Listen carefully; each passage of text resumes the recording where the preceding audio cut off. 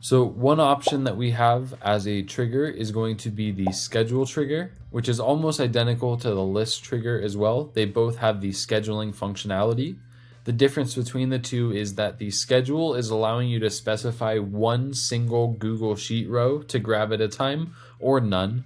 And then the list trigger is allowing you to loop over some steps as well as loop over data from a Google Sheet and increment your way or move your way through that list.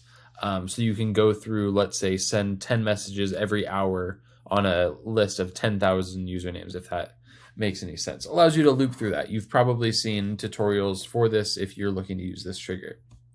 Anyways, when we set up the schedule trigger, we have a couple different options. We have 5 minutes, 10 minutes, 15, 30, an hour, every other hour, day, every other day, week, and then custom. What this is allowing us to do is specify when the automation will be fired to run. So if I was to select 5 minutes, this means that my automation is going to try to run and start every 5 minutes. We can also have that for 10 minutes, 15, 30, an hour, and we also have these time constraints when we get to these smaller increments here. Again, all this means is that your automation is going to be triggered to fire every hour or again every other hour, depending on what you select here.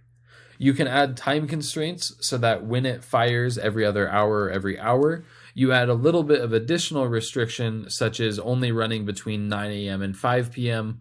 or between 9 a.m. and 11 a.m. However specific you'd like to get with those constraints, you can choose to do that here.